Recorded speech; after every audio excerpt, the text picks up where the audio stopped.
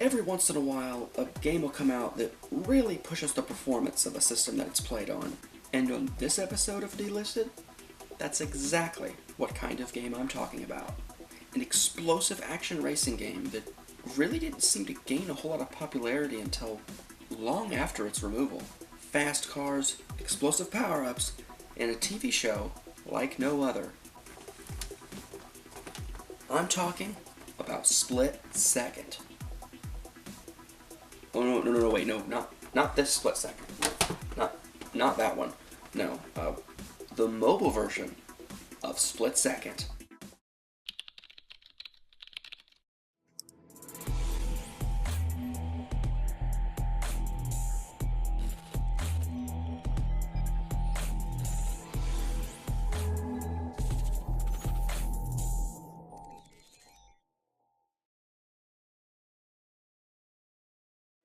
Released on May 18th, 2010, Split Second was developed by BlackRock Studios and published by Disney Interactive. The console, computer, PSP, and the iOS version in question were all met with high praise across the board. From console to mobile, every version of the game used very similar assets. Unfortunately for Split Second, it released alongside many other much more highly anticipated games. Red Dead Redemption, of course, releasing on the very same day as Split Second.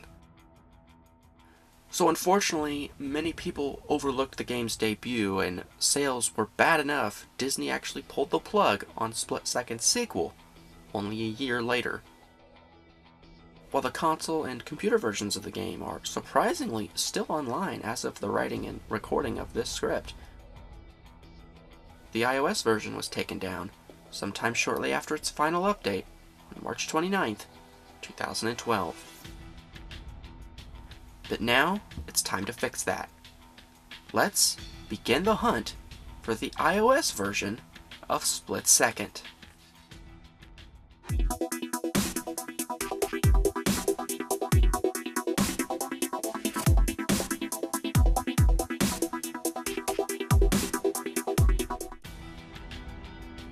Well, since I'm only looking for the iOS version of the game in this particular hunt, I would be able to put all of my focus into locating the necessary file to play Split Second on iOS.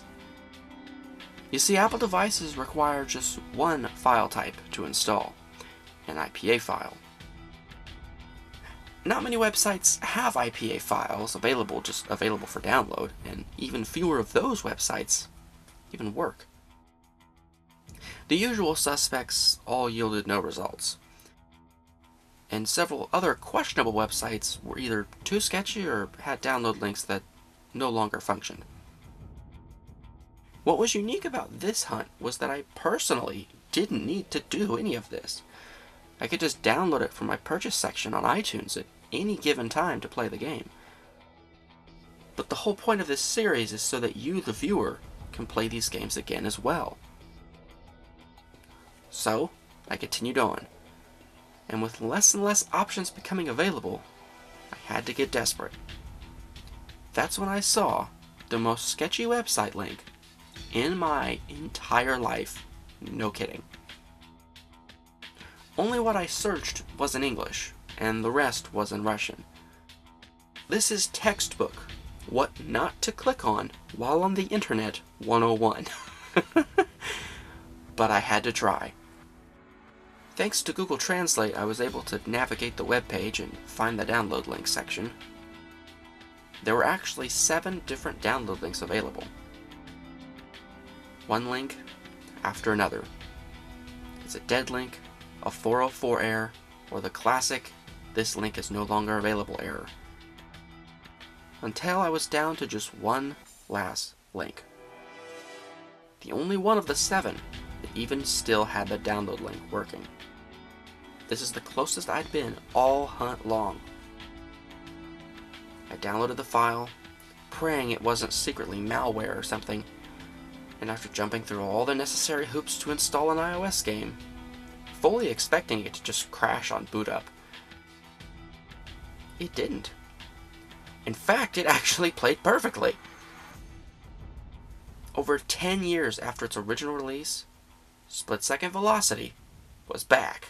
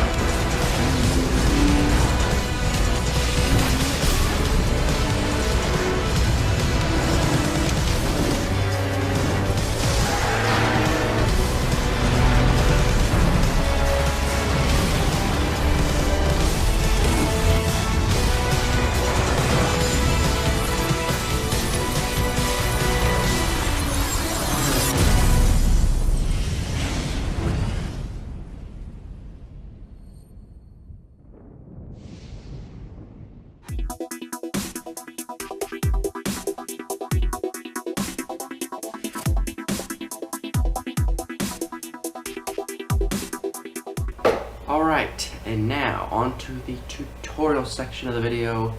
All we've got is iOS this time around, no Android or anything like that. So we're going to jump right into it. Link will be in the description. Takes you to this website. Now, I'm using Google Chrome, so I have access to Google Translate because the entirety of this website is in Russian.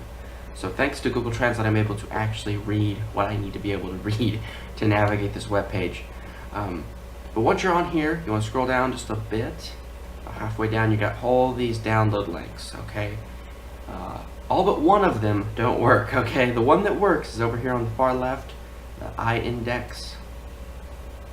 Takes you to this page right here. Again, give Google Translate a moment to kick in, and there is the download button. Click that, and it will, so it's going to start there down below. Pretty simple, pretty straightforward. Yes, it's a very sketchy website, but again, I've done it, it works, and it's not infected anything, so we're still good there. Okay, so we've got our screen mirroring device up, so you'll be able to see what is on the tablet at the same time as what we're doing on the computer here. But the program you're going to need is up here on the top right, and that is Sideloadly. Link will be in the description. I'll also hopefully have a card somewhere up on the top of the screen that will give you an installation tutorial, because there are some steps that you need to take when setting this up, one of which is signing in with an Apple account. You know, it could be a legitimate one, like the one I'm using, or it can be a made-up one that you just built for the sole purpose of side-loading apps. It's up to you, but you do need a legitimate Apple account, as that is part of the process in moving an app over to a device that doesn't technically exist anymore. So once you've gotten to this point, you've installed Sideloadly and you've set it all up, make sure that your device and your computer are on the same internet connection. So whether it's your home Wi-Fi, I'm using my phone's hotspot, doesn't matter, just make sure they're both connected to the internet, preferably on the same network as well. Okay, so you got all that done and that's out of the way. You're up to this point, this button, big old button right here that says IPA, you want to click that, and then you want to find that file that you just downloaded. Right there, hit open, and we'll add it into here, and all they have to do is hit the start button, and it will begin to side load it onto your device. A couple stipulations while this installs. For at least this app to work, you've got to have a device, a 32-bit Apple device, running iOS 10 or lower. Basically the reason is this app was never updated to run on the newer 64-bit iOS devices. But I'm running the iPad 4th gen, is the last iPad that they made, that ran 32-bit, and it's also running the last version of iOS 10 that was ever available. But so long as you do maybe have a device laying around, or you do buy a device, make sure that it's a 32-bit iOS device and it's running iOS 10 or lower. I would highly recommend, I believe there's a Wikipedia page or two that focus on the 32-bit iOS devices, and I want to say there's just a whole list of iOS devices that ran the 32-bit system. So that's a very helpful tool. It's what led me to buy this iPad. A lot of research and stuff, because the last thing I wanted to do was spend a considerable amount of money on an old device and then it still not be the right spec. So if you're going to buy a device to do this, make sure it checks all the boxes, which in this case are iOS 10 or lower, and it's running 32-bit iOS. Alright, so SideLoadly is said it's done, and as we can see on our tablet screen, it is right there. But there's one thing I want to check before we just tap it and make sure it works, okay? I want to go to Settings. Should automatically be on General. Make sure you're on General. Go all the way to the bottom here. Device Management. Developer App. Aha! See, if I tried tap before, it wouldn't have worked because I haven't trusted this developer since I didn't download and install this device per Apple's standards. So basically, all you have to do when you're on this is hit the trust button, say yes, I trust it, and then we'll just go back, and now we can hit it, see if it works.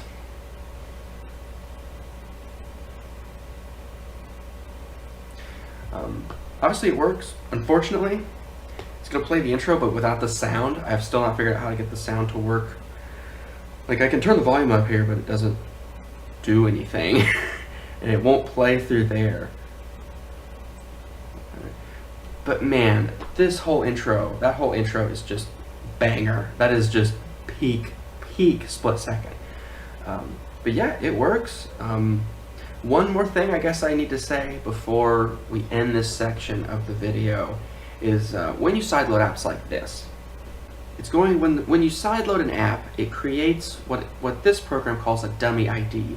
And the dummy ID basically tells Apple, hey, this user with this account is installing this app. Here's the ID for the app. It's actually not.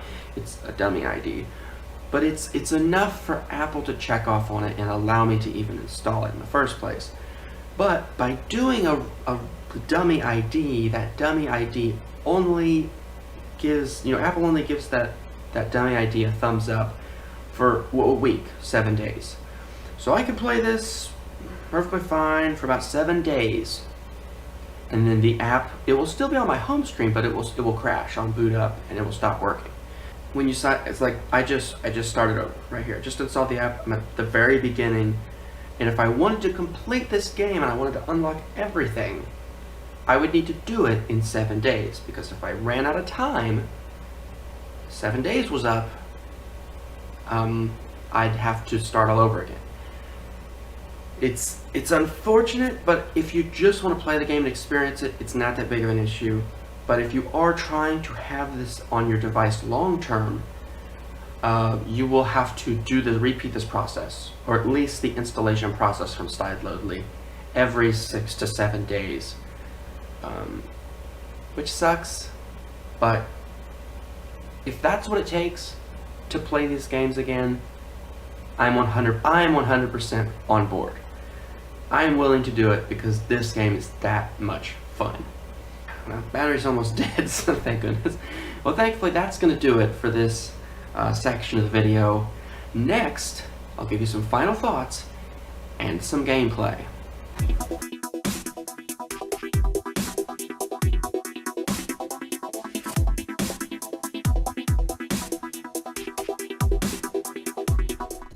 This iOS game was actually my introduction to Split Second back in 2010. It wasn't until many years later that my dad and I would download the free PlayStation 3 demo and would be absolutely blown away by the scale of destruction it provided. The sounds, visuals, and explosive gameplay make it arguably one of the greatest racing games of all time. And this iOS version here does a great job of replicating its higher quality counterparts. The cars, tracks, and power plays, while different, all feel similar, all while running on an extremely limited mobile device from a decade ago. All in all, it does a great job providing an on-the-go experience for fans of Split Second. But anyway, that'll do it for this week's episode. I'll leave you all with some gameplay. If you're enjoying this series, be sure to like, share, comment, and subscribe. It really helps this channel out a lot. If this is the first episode of Delisted you're seeing, there are several other episodes already uploaded onto the channel. But if you want some more Delisted, stick around till after the gameplay to get a sneak peek of the next episode. So until next time, keep on gaming, everybody.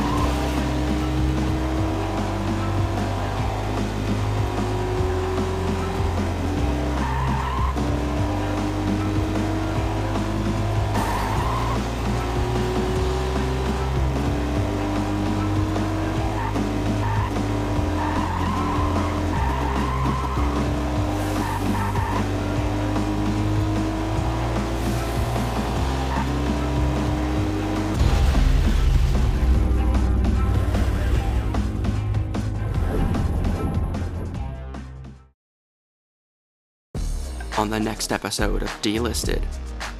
It grossed $626.1 million worldwide at the box office.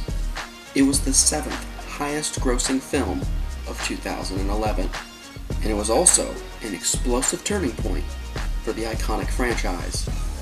I'm talking about Fast and Furious 5. The mobile game, not the movie.